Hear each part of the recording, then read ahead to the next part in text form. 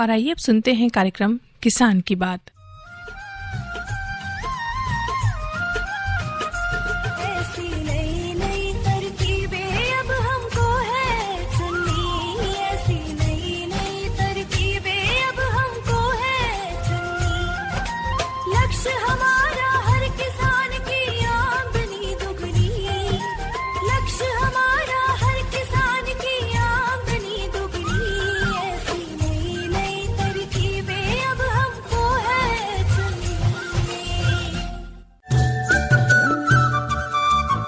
इस कार्यक्रम के प्रायोजक है कृषि एवं किसान कल्याण मंत्रालय, भारत सरकार।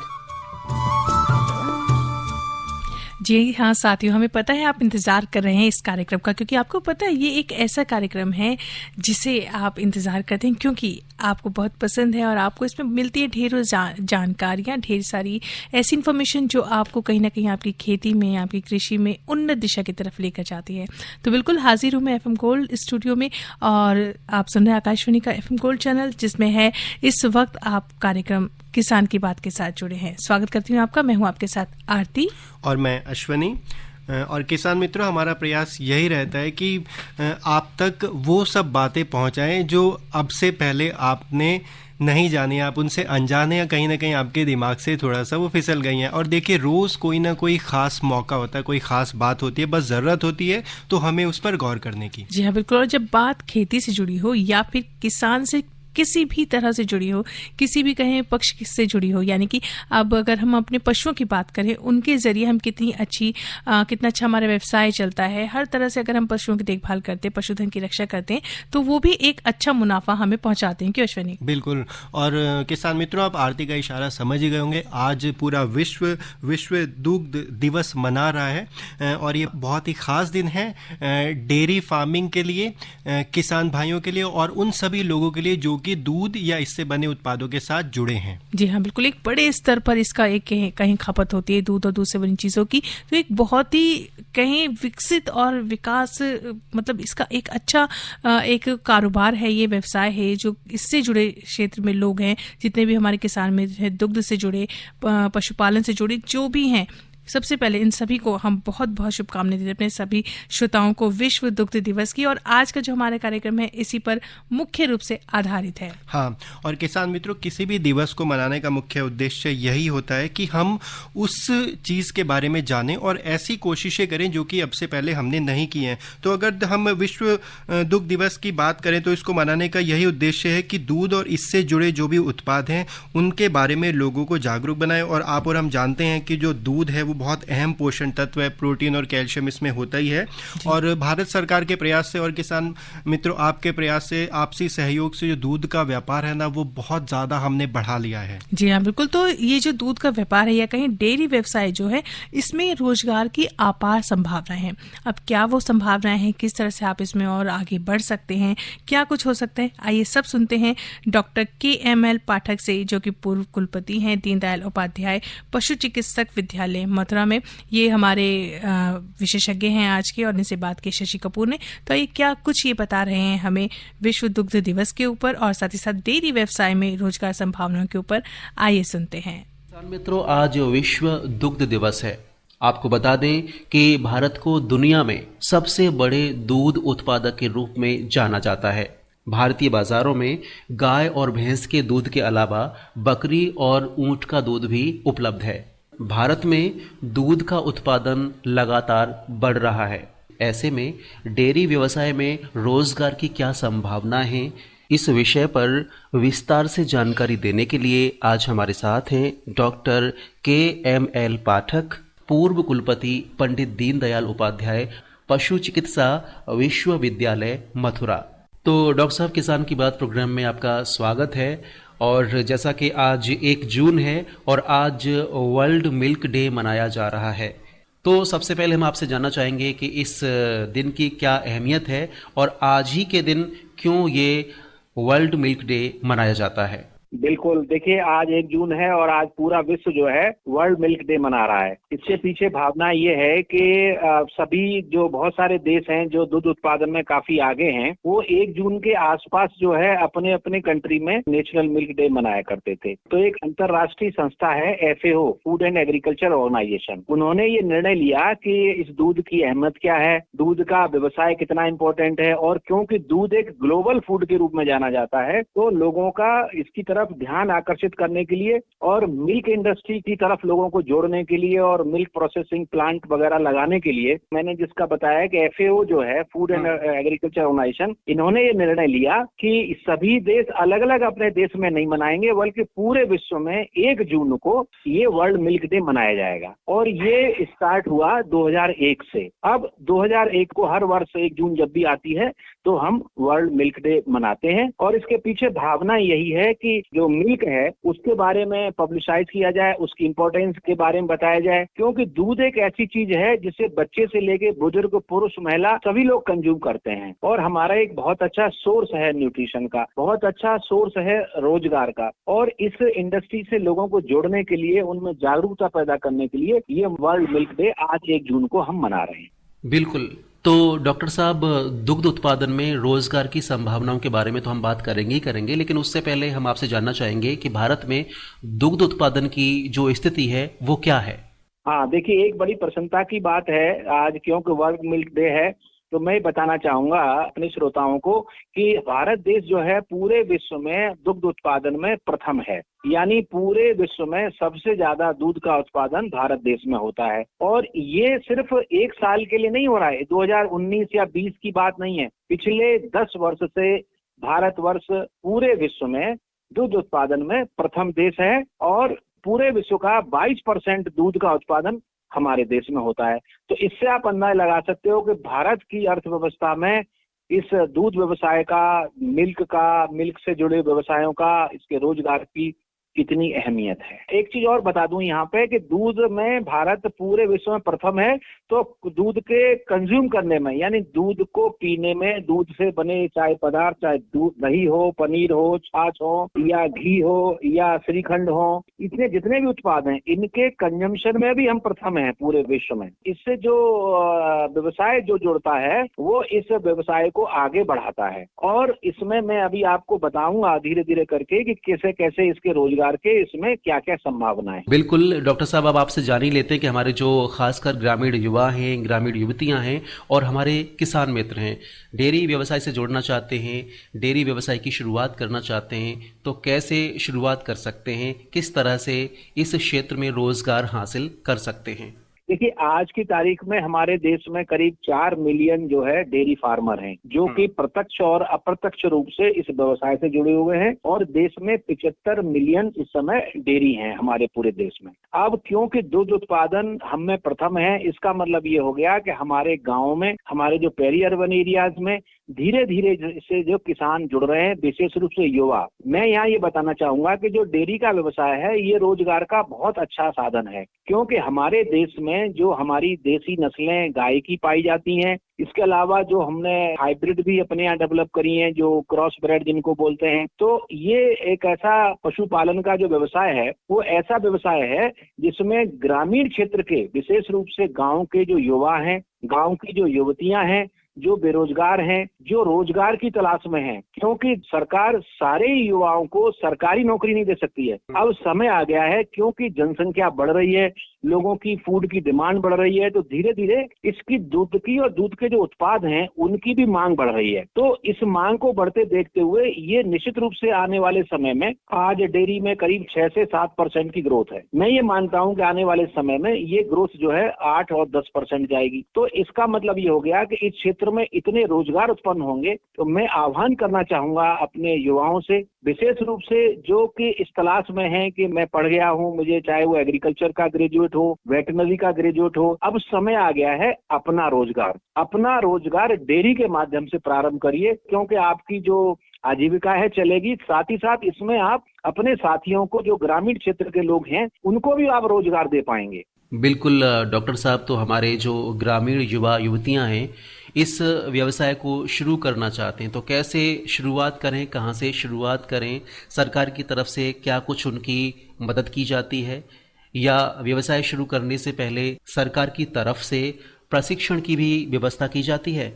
जी हाँ, देखिए, इस क्षेत्र को बढ़ावा देने के लिए जो केंद्र सरकार है और राज्य सरकार है, सभी आगे बढ़ के युवाओं को आगे लाने के लिए कोशिश कर रही हैं, प्रोत्साहित कर रहे हैं। अगर कोई युवा इस व्यवसाय को प्रारंभ करना चाहता है तो सबसे पहले उसको इस व्यवसाय से ही थोड़ी सी ट्रेनिंग दी जाती है। ये जो ट्रेनिंग है, हमारा करनाल में एक नेशनल डेयरी रिसर्च इंस्टीट्यूट है। इसके अलावा जो हमारे जो कृषि विश्वविद्यालय और वेटरनरी विश्वविद्यालय हैं, उनके केवीकेज हैं, कृषि विज्ञान केंद्र हैं, वहाँ पर ऐसे युवाओं को फ्री ऑफ कॉस्ट ट्रेनिंग दी जाती है। थोड़े दिन की ट्रेनिंग देते हैं, उसमें बताते हैं कि आपको अगर गाय पाल के अगर आप डेयरी व्यवसाय बढ़ना चाहते हैं, भैंस के साथ बढ़ना चाहते हैं, तो कैसे आप अपना डेयरी का व्यवसाय स्वयं का प्रारंभ करें। इस साथ ही साथ ये भी बताया जाता है कि अगर आपको लोन लेना है तो बहुत सारी सरकार की परियोजनाएं हैं, खासकर जो हमारी सहकारी बैंक है और नाबार्ड है, ये ऐसे युवाओं को लोन भी देती है। मैं तो ये कहना चाहूंगा, थोड़ी सी ट्रेनिंग ले लीजिए। ट्रेनिंग के कोई पैसे नहीं लगते हैं। आपको अपने क्षेत्र के जो कृषि विज्ञान केंद्र आज पूरे देश में हर जिले के अंदर है, बल्कि कुछ बड़े जिले ऐसे हैं जहां 2-2 कृषि विज्ञान केंद्र हैं। तो आप वहां जाइए, उनसे पूछिए कि मैं अपना डेयरी व्यवसाय प्रारंभ करना चाहता हूं। अगर आपके पास थोड़ी बहुत जमीन है तो बताइए। अगर आपके पास थोड़ी सी कम जानकारी है, ज्यादा जानकारी लेना चाहते हैं, क्योंकि अगर जानकारी लेके अगर इस व्यवसाय को बढ़ाएंगे तो निश्चित रूप से आपको इसमें ज्यादा फायदा हो। डॉक्टर साहब, यहाँ पर मैं आपसे एक बात और जानना चाहूँगा। हमारे बहुत से ग्रामीण भाई ये सोचते हैं कि डेयरी के क्षेत्र में वो आना चाहते हैं, लेकिन कहीं ना कहीं उनके मन में ये वहम होता है कि भाई हमारी जो एज है वो ज़्यादा हो चुकी है, पता नहीं हमको प्रशिक्षण मिल पाएगा या नहीं मिल पाएगा। तो ऐसे जो हमारे ग्रामीण भाई सोच रखते हैं, उनके लिए आप क्या कहना चाहेंगे? क्या वो भी प्रशिक्षण पा सकते हैं और इस व्यवसाय को शुरू कर सकते हैं?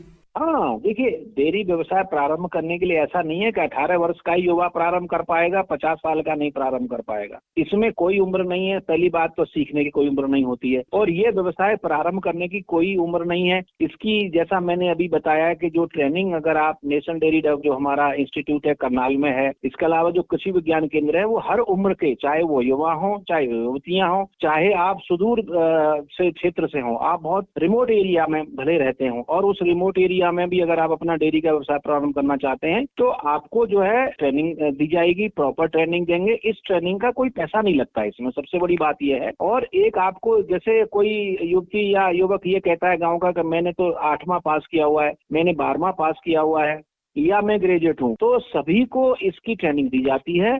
और साथ ही साथ आपकी एक मदद भी करेंगे। अगर मान लीजिए कोई आदमी 20 भैंसों के साथ व्यवसाय प्रारंभ करना चाहता है, या 25 गाय के प्रारंभ करना चाहता है, या 100 गाय या भैंस के साथ प्रारंभ करना चाहता है, जैसा आपकी इच्छा है, जिस तरह का आपका प्लान है, उस प्रकार की प्रोजेक्ट बनाने में भी ये संस्थान, खासकर कृषि विज्ञान केंद्र और national dairy research institute Karnal जो है, ये बिना पैसा लिए आपको प्लान बनाने में मदद करते हैं। साथ ही साथ आपको लोन लेने के लिए आपका फार्म भरवाने से लेके आपको कितना लोन मिल सकता है, कितना लोन चाहिए, ये, और आप इसके अलावा अगर आप मिल्क, खाली दूध उत्पादन के लिए डेयरी रखना चाहते हैं, अब समय आ गया है कपूर साहब, मैं ये बताना चाहूंगा कि अब युवाओं को खाली दूध बेचने का समय नहीं है। अब तो जो है मिल्क के साथ, इसको हम बोलते हैं मूल्य संवर्धन। आज आपको जितना पैसा दूध से खाली से मिलेगा, उसके साथ आप प्रोडक्ट बनाइए, उसको घी बनाइए, उसका मक्खन बनाइए, उसका पनीर बनाइए। और ये कैसे बनाए जाते हैं, पनीर कैसे बनता है, मक्खन कैसे बनता है, अच्छा घी कैसे बनता है, इसकी भी ट्रेनिंग युवाओं को, युवतियों को ये संस्थान देते। डॉक्टर साहब, इस प्रशिक्षण की अवधि क्या होती है? कितने दिनों तक ये प्रशिक्षण चलता है? ये जो है, देखिए, महीने भर का भी है, 6 महीने का भी है। वो डिपेंड करता है, इस बात पर निर्भर करता है कि आप कितनी बड़ी डेयरी प्रारंभ करना चाहते हैं। कुछ लोग ये चाहते हैं कि मेरे पास गांव में थोड़ी जमीन है तो मैं 10 भैंसों के साथ प्रारंभ करना चाहता हूं, तो बेसिक नॉलेज उनको ट्रेनिंग दी जाएगी, और उनको रहने की व्यवस्था और खाने की व्यवस्था भी कृषि विज्ञान केंद्र में सुनिश्चित की जाती है। डॉक्टर साहब, चलते चलते हमारे युवा साथियों से क्या कुछ कहना चाहेंगे जो डेयरी व्यवसाय से जुड़ना चाहते हैं, इसमें रोजगार हासिल करना चाहते हैं? मैं यही कहना चाहूंगा अपने युवाओं को कि आज जो है, आप मत भटकिए कहीं और जगह। आप बाजार में, शहर में के जाएंगे, वहां आपको इतना पैसा नहीं मिलेगा, रोजगार नहीं मिलेगा। ये जो डेयरी है आज, क्योंकि हम वर्ल्ड मिल्क डे है, मैं यही आह्वान करता हूं कि अपना खुद का डेयरी का व्यवसाय प्रारंभ करिए और साथ ही साथ खाली दूध उत्पादन मत करिए, उसका मूल्य संवर्धन करिए।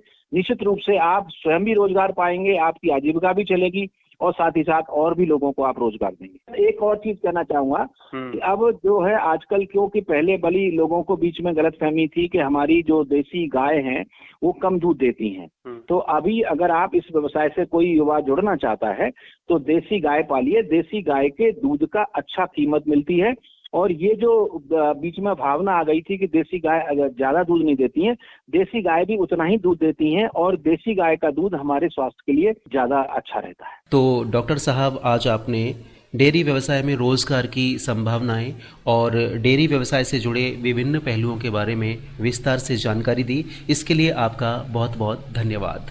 तो साथियों, अभी आपने सुना डॉक्टर KML पाठक को, जो पूर्व कुलपति हैं दीनदयाल उपाध्याय पशु चिकित्सक विद्यालय मथुरा में, और शशि कपूर हमारे सहयोगी से बात कर रहे थे। तो कितनी ढेर सारी बातें अश्विनी हुई है और कितनी ढेर सारी जानकारियां सामने निकल कर आई है कि एक तो सबसे बड़े उत्पादक भी हम हैं और उपभोक्ता भी हम हैं। तो मैं कहूँगी कि रोजगार के ढेर सारे अपार संभावनाएं इस क्षेत्र में हैं और किस तरह से आप एंटर कर सकते हैं और क्या कुछ जरूरतें हैं जिनको पूरा कर सकते हैं, प्रशिक्षण कहाँ से ले सकते हैं, सारी बातें सब बताया इन्होंने। हाँ बिल्कुल। और किसान मित्रों, हमने जाना कि हम पिछले 10 सालों से दूध उत्पादन में नंबर 1 रहे हैं। तो अगर आप में से कोई भी किसान मित्र इस उद्योग से जुड़ना चाहता है तो आज से बेहतर कोई दूसरा दिन नहीं हो सकता है। महत्वपूर्ण जानकारी तो हमने आप तक पहुंचा दी है। इसके साथ साथ अगर और अधिक जानकारी आप चाहते हैं तो भारत सरकार का पशुपालन और डेयरी विभाग है, इस मंत्रालय की वेबसाइट पर आप जा सकते हैं, जानकारी ले सकते हैं, पंजीकरण करा सकते हैं। इसके लिए हम आपको पता बता देते हैं, आप लिख लीजिए www.dahd.nic.in। तो ये वेबसाइट है, आप घर बैठे इस पर सारी जानकारी ले सकते हैं। और जो दूध की क्रांति है, आप इसमें अपनी हिस्सेदारी तय कीजिए। और देखिए आरती, जो ये दुग्ध व्यवसाय है ना, ये खुद के रोजगार का बेहतर और बेहद सुनहरा विकल्प है। तो निश्चित तौर पर हम तो यही कहेंगे कि जो आज इस व्यवसाय से जुड़ना चाहते हैं तो आज से ही शुरुआत करें, देर न करें। जी हाँ, बिल्कुल। और देखिए, प्लानिंग करना शुरू कर दें ताकि स्टेप बाय स्टेप आप सारी चीज़ें पूरी कर सकें। और फिलहाल आपको बता दें कि आप सुने कार्यक्रम किसान की बात, वापस आते हैं और भी बहुत कुछ आप तक पहुँचाने के लिए, आपसे साझा करने के लिए छोटा सा एक अंतराल लेते हैं। मंत्री किसान मान धन योजना, मिलेगा पेंशन का सहारा, कृषक ना होगा बेसहारा, जुड़ेगा खुशियों से नाता, कटेगा सुख से बुढ़ापा, सुरक्षित होगा अन्नदाता, सुरक्षित होगा अन्नदाता। प्रधानमंत्री किसान मान धन योजना से लघु सीमांत किसानों का भविष्य होगा सुरक्षित और 60 वर्ष की आयु से 3000 रूपए मासिक पेंशन होगी सुनिश्चित। 55 रूपए से 200 रूपए की मासिक किश्त देकर प्रवेश कर सकते हैं। 18 से 40 वर्ष तक के किसान इस अंशदायक योजना में सरकार देगी बराबर का योगदान। सभी किसान भाई बहन इस योजना के लाभ के लिए जन सेवा केंद्र में जाएं और अपना निःशुल्क नामांकन कराएं। प्रधानमंत्री किसान मान धन योजना, अन्नदाता के परिश्रम को संबल, पेंशन से सुरक्षित उनका कर। कृषि एवं किसान कल्याण मंत्रालय, भारत सरकार द्वारा जनहित में जारी। आप सुन रहे हैं कार्यक्रम किसान की बात और आज विश्व दुग्ध दिवस है। इसके ऊपर हमने ढेर सारी बातें अभी आपसे रोजगार से जुड़ी हुई की हैं। और साथ ही साथ साथियों, एक और महत्वपूर्ण चीज है कि भाई देखिए, जब कोई स्पेशल दिन होता है, कोई विशेष दिन होता है, तो हमारी जो भारत सरकार की तरफ से कुछ ऐसे कार्यशालाएं, कुछ ऐसे आयोजन किए जाते हैं ताकि और भी हमारे किसान मित्रों को और भी जो हम पूरे सभी क्षेत्रवासी हैं, देशवासी हैं, सबको जागरूक किया जा सके। बिल्कुल। और हमारा प्रयास ये रहता है कि जो भी हमारे किसान मित्र हैं वो उन कार्यशालाओं तक अगर नहीं पहुंच पाते हैं तो घर बैठे उनको उसके बारे में सारी जानकारी पहुंचा दी जाए। हाँ जी, तो अब आपको बता देते कि आज के दिन यानी कि 1 जून आज को नई दिल्ली स्थित नास्क कॉम्प्लेक्स के भारत रत्न डॉक्टर C सुब्रमण्यम सभागार में विश्व दुग्ध दिवस के अवसर पर पशुपालन एवं डेयरी विभाग द्वारा उन्नत पशुधन सशक्त किसान इस विषय पर 1 दिवसीय कार्यशाला का आयोजन किया गया। इस कार्यशाला में सभी पशुपालकों को संबोधित करते हुए केंद्रीय पशुपालन, डेयरी एवं मत्स्य राज्य मंत्री डॉक्टर संजीव कुमार बाल्यान ने क्या कुछ कहा, आइए सुनते हैं। वो जो हमारी देसी गाय थी, इंडिजिनस बोलते हैं जिन्हें, वो कहीं ना कहीं विलुप्त होती चली गई। तो 2015 में हमने दोबारा शुरुआत की राष्ट्रीय गोकुल मिशन के माध्यम से कि जो हमारी देसी गाय है, जो हमसे ब्राजील ले गया गिर और आज 40 या 50 लीटर पे है, तो हम अपनी देसी गाय पे दोबारा कैसे आए। लेकिन खुशी एक बात की है कि आज 2022 में हम खड़े हैं अगर गांव में जाते हैं या शहर में कहीं भी कोई अच्छा सा किसान हो, और आज मैं 2022 में हूं, 2019 में अलग मंत्रालय बना, और अलग मंत्रालय के बाद भी जिस मंत्रालय का बजट 1400 करोड़ होता था, उस मंत्रालय को 13,500 करोड़ के एफएमडी वैक्सीनेशन के और ब्रूसेलोसिस के समाप्त करने के लिए 13,500 करोड़ रुपए भारत सरकार ने दिए। शीप एंड गोट के लिए अलग से वैक्सीन की हमने। इस तरह से जो वैक्सीनेशन का काम था पूरे देश में एनिमल हस्बेंड्री सेक्टर में, जो प्रदेश सरकारों के पास होता था, वो भारत सरकार ने अपने पास ले लिया। हमारे हरियाणा से बहुत से किसान हैं, हरियाणा में तो फिर भी 3-4 किलोमीटर पे वेटनरी हॉस्पिटल मिल जाए। उत्तर प्रदेश की तो हालत यह है कि कई जगह तो 10-10, 15-15 किलोमीटर दूर में वेटनरी हॉस्पिटल है। तो वेटनरी एम्बुलेंस जो 1500 सोच रखी थी भारत सरकार ने, वो पिछले साल में करीब हमने 4500 वेटनरी एम्बुलेंस पे हम जा चुके हैं। पिछले साल 1500 से 3 गुना हमने पैसा दिया है वेटनरी एम्बुलेंस को प्रदेश सरकारों को। तो एक शुरुआत है कि आने वाले समय में किसान फोन करे, और फोन करने के बाद तो एम्बुलेंस का एक टाइम फिक्स होगा कि आधे घंटे में या 1 घंटे में, कि जब किसान फोन करेगा कि मेरी भैंस और गाय बीमार है, तो आधे घंटे या 1 घंटे में एम्बुलेंस डॉक्टर के साथ किसान के दरवाजे पर पहुंचेगी, चाहे डेयरी हो या पोल्ट्री हो। अब टेक्नोलॉजी आ गई। अब जो फार्म बनने, जो नए हम एंटरप्रेन्योर्स को देख रहे हैं, ये टेक्नोलॉजी आ गई, लेटेस्ट टेक्नोलॉजी के फार्म बनने लगे। तो हमने शुरुआत की है कि अच्छा कोई ब्रीडिंग फार्म खोलना चाहता है तो 2 करोड़ रुपए तक की सब्सिडी भारत सरकार देगी, 4 करोड़ का अगर फार्म खुला। शायद इससे बड़ी सब्सिडी स्कीम देश में कोई दूसरी नहीं होगी कि एक किसान को 4 करोड़ का फार्म खोलने के लिए 2 करोड़ रुपए भारत सरकार दे। इसी तरह से चाहे पोल्ट्री के सेक्टर में है, चाहे पिगरी में है, चाहे गोल्ट्री में है, हमने कहा ब्रीडिंग फार्म खोलने। बड़े अच्छे इंटरप्रेन्योर आ गए, नए लोग, नए किसान के पढ़े लिखे बच्चे, क्योंकि वैसा दूर का तो आएगा नहीं, और वो इंटीग्रेशन करे जो वहां गरीब है उसके लिए, उसके साथ उसकी मार्केटिंग में मदद करे, उसकी मदद करे। भारत सरकार की सोच है। मेरा आपसे सुझाव है, किसान के नाते मुझे मार्केट एक्सेस दीजिए। किसान से बिचौलियों के बीच में खत्म कैसे हो, मुझे वो फार्मूला बताइए। किसान पैदा तो कर लगा, पर किसान को बेचना नहीं आता बेचारे को, उसका शोषण रोकिए नई टेक्नोलॉजी के माध्यम से। किसान से दूध लेके उपभोक्ता को अच्छा दूध दे रही हैं, लेकिन एक बहुत बड़ा सेक्टर ऐसा है जो अडल्ट्रेशन में आज भी जिंदा है। 50% सेक्टर टोटल अडल्ट्रेट है, सैंपल की डिटेल है। 50% से ज्यादा सैंपल फेल थे मेरठ के, उत्तर प्रदेश की बात मैं आपको बताता हूँ आज, उस पर भी हमें ध्यान देना है। और साथियों, इसी कार्यक्रम में केंद्रीय पशुपालन, डेयरी एवं मत्स्य राज्य मंत्री डॉक्टर एल मुरुगन ने भी कुछ कहा है। और क्या कुछ कहा है, क्या कुछ कहना चाहते हैं सभी किसान मित्रों से, सभी पशुपालकों से, आइए सुनते हैं। Conclave of 75th Entrepreneurs and exhibition of 75 indigenous livestock breeds on the occasion of World Milk Day. We are gathered here and we are exhibited our talented entrepreneurs. So I congratulate the 75 entrepreneurs and those who involved in this field. Once again, I want to specially congratulate them to here. This my privilege here to interact with you in this such occasion. You know, we are all very much, we know that the dairy and poultry sector is emerging sector in our country. Our government is giving priorities, developing both the initiatives and schemes for the reforms. The policy is also focusing towards improving the market opportunities for farmers involved in the livestock through facilitating linkages between production and market, establishing market and export-oriented marketing infrastructure. We know that, friends, we stand as strong as the longest milk producer globally, the third longest egg producer in the world, and emerging as the world number 2 largest poultry producers. Our government also is giving very importance to in this sector. In this sector, compare the last budget. In this budget, 44% increased our budget we produced in this budget.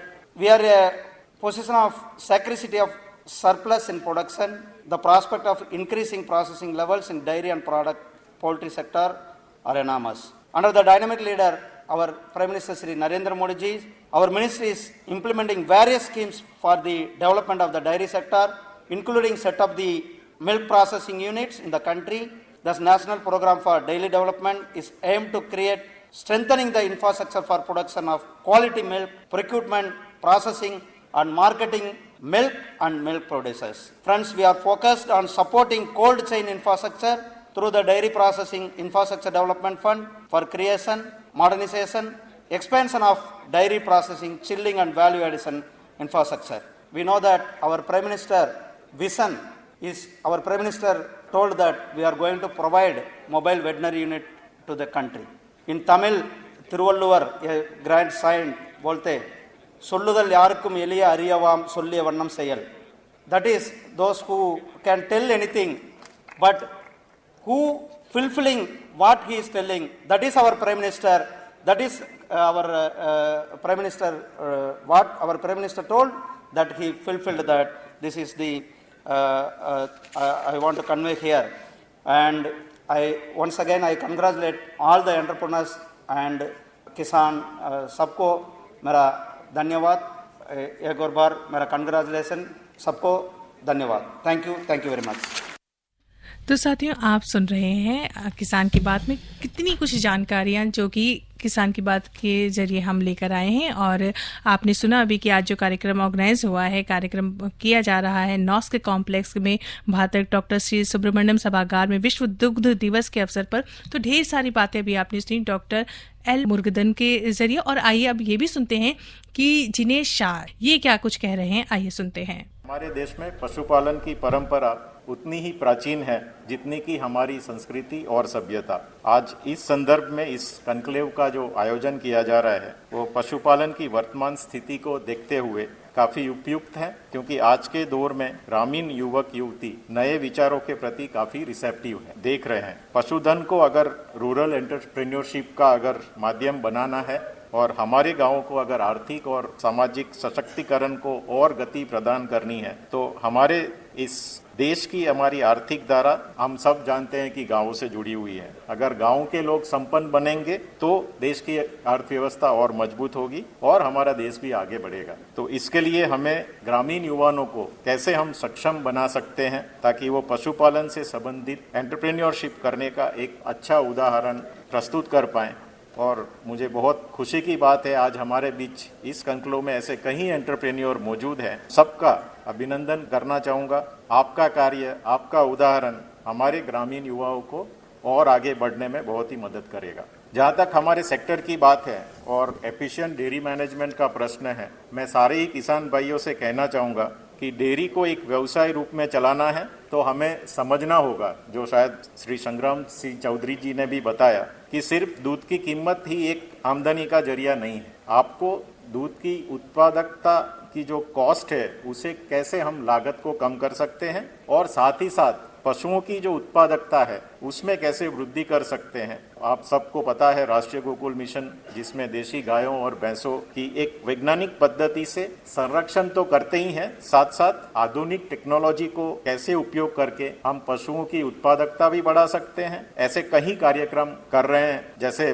PTPS programme है, progeny testing and progeny selection, जिससे हम breed improvement करते हैं और semen station को एक अच्छे bulls के लिए प्रोग्राम चला रहे हैं। अभी जीनोमिक सिलेक्शन में काफ़ी अच्छा काम हो रहा है। एक accelerated breed development programme RGM के तहत चल रहा है। हम सेक्स सॉर्टेड सीमेंट की अभी बात करते हैं, जिससे किसानों को ये अच्छा ये रहेगा कि खाली मादा बछड़े ही उनके वहाँ आएंगे। और एक अभी नई स्कीम है जो डेडिकेटेड ब्रीड मल्टीप्लिकेशन फार्म है, जिसमें आप पशुओं को रख के 50% सब्सिडी है, आप वो ब्रीड को ज़्यादा से ज़्यादा बना के आप अन्य किसानों को एक अच्छी औलाद दे सकते हैं। दूसरी चीज, ब्रीड इंप्रूवमेंट के साथ ये बहुत ज़रूरी है कि हम अच्छी गुणवत्ता वाला आहार खिलाएं। NDDB केंद्र सरकार के साथ मिलकर हमने एक यूज़र फ्रेंडली एंड्रॉइड ऐप बनाया है जिसका नाम है ई-गोपाला। आप उसमें ई-गोपाला आपके फ़ोन में डाउनलोड करके आहार की कॉस्ट को कैसे हम कम करना है, लागत को कैसे कम करना है, ये आप वो एप्लीकेशन से आपको मदद मिलेगी। और आप कुछ सरल प्रक्रियाएं हैं उसमें, उसे आप अपना कर इस एप्लीकेशन की मदद से अपने पशुओं की आहार को संतुलित कर सकते हैं।